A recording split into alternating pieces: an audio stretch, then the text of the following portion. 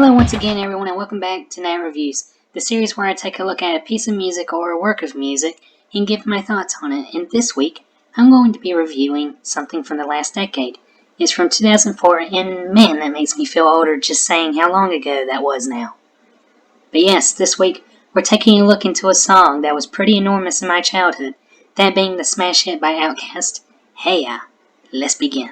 Alright, so you may be wondering why out of the blue I pop up and begin talking about what seems to be a random song. Well, I wasn't originally thinking about this song until recently when I was in a voice chat on Discord with a friend, and he talked about Hey Ya and the meanings he got out of it and some related stuff. Since then, I have been thinking more into the song after not hearing it myself in over a year. I remember growing up and in 2004 hearing this song pretty much everywhere. One detail in particular, I always associated it with Mountain Dew in the snowboard in SSX3. One day I even remember in a bit of detail, family was going down to Big Lots and this song was playing on the radio and we were singing along to the chorus. My mind as a child seemed to remember the music video for its greenness and always associated with the two things I mentioned prior, oddly enough. But yes, that is the extent of how much I feel I'm going to talk about personal memories of the song. But yes, why don't we move on from personal memories and move on to the reviewing nature of it all, shall we? Alright, so now we shall dive on in.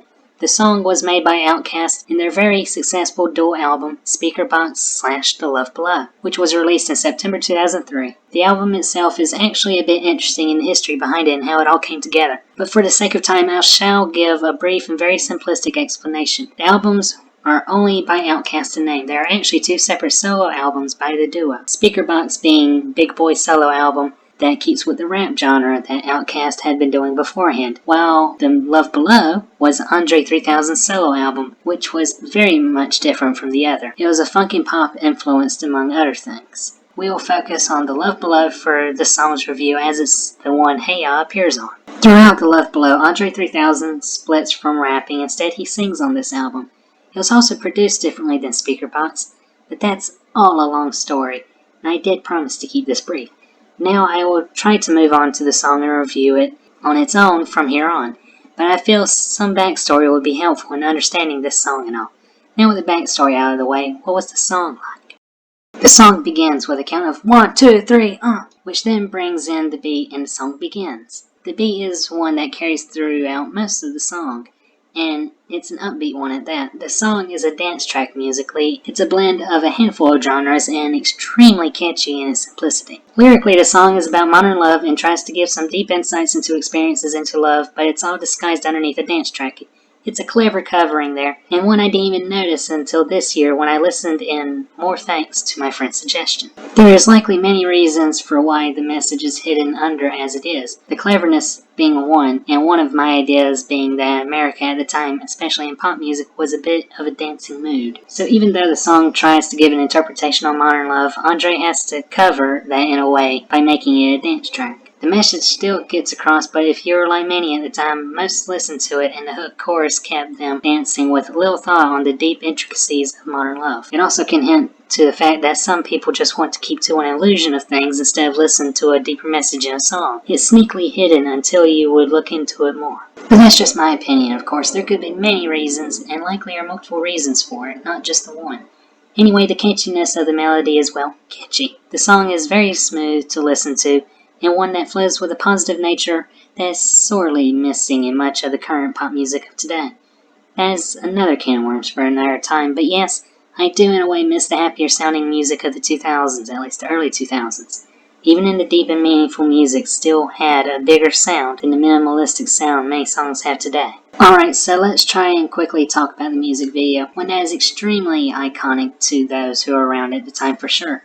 It was pretty much everywhere in my area. The video almost entirely features Andre 3000 playing all the members of the band The Love Below. They are set to perform on a show, and it's very reminiscent of the Beatles' first performance on the Ed Sullivan Show in the 60s. As a side note, it also reminds me of a later video by Sia for Cheap Thrills. The performances are all done by Andre 3000 are actually very impressive, as it took 23 takes to get all the footage of him, and the editing is so smooth to me. It took a lot of work to do that for sure. By the end, he got all tired out that his last role had him sitting down in the video. Lots of interesting stuff went on there for the production, and I will leave that for you all to discover. But yes, the video is actually one of the most memorable ones for me overall, and I quite enjoy it. It's a very well made video and definitely is iconic by now. Definitely check it out if you haven't already. It is also in the links with Big Boy's OutKast single I Like the Way You Move, as both this and that song were co-lead singles. Yet another interesting whole story to that. There's one more thing I want to mention before moving on to my thoughts on the song. I wonder how many people remember the Grammy Awards performance of Hey Ya back in 2004. Ooh, it was a mess. Andre, for one, was struggling in singing the song, as could be very well heard, but that was far from the biggest issue. Now we enter the site of controversy. I'm unsure how big it was at the time, but nowadays what happened certainly wouldn't go over very well. It wouldn't back then for sure, but today with social media, it'd be ripped to shreds as it happened. But yes, Navajo chanting begins after a video message to open the performance, but what comes next is perhaps one of the worst Grammy performances I can remember.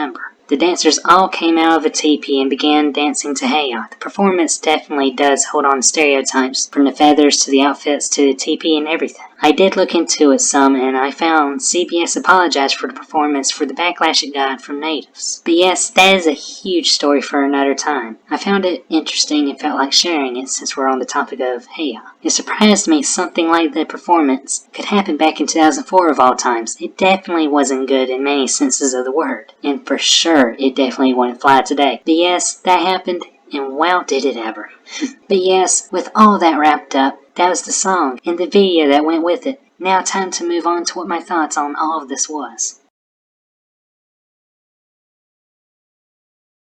Well, considering how much this song was massive in my childhood and the impact it made, as I clearly still remember lots about it, and I'm sure you can tell I enjoy this song itself. I was actually caught off guard once I learned of the undermeaning of the catchy beat. It's a bit of a timeless song, even if some elements of the video and the fashion of the time show a dating on it. Speaking of things of the time, hip-hop, and more so the cleaned up side of it, really hit it big in the mid-2000s, and this song, though pop in nature, is one of the lasting signs of that trend. Lots of southern hip-hop acts went big around the time, as I remember, but that's another whole topic for another time yet again.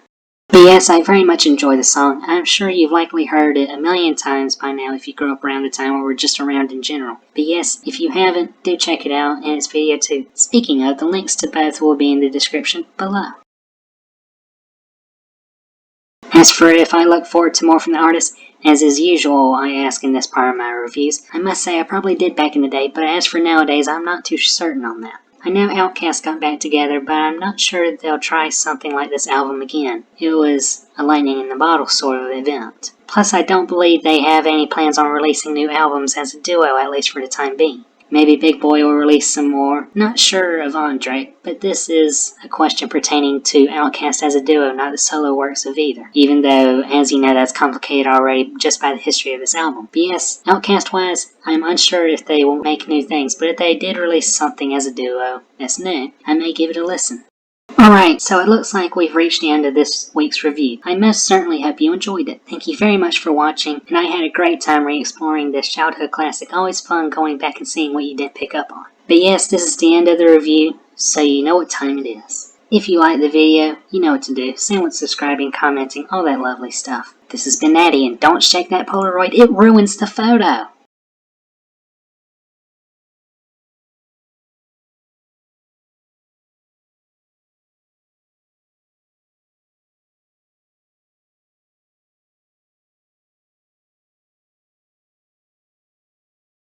1, 2, 3, my baby don't mess around.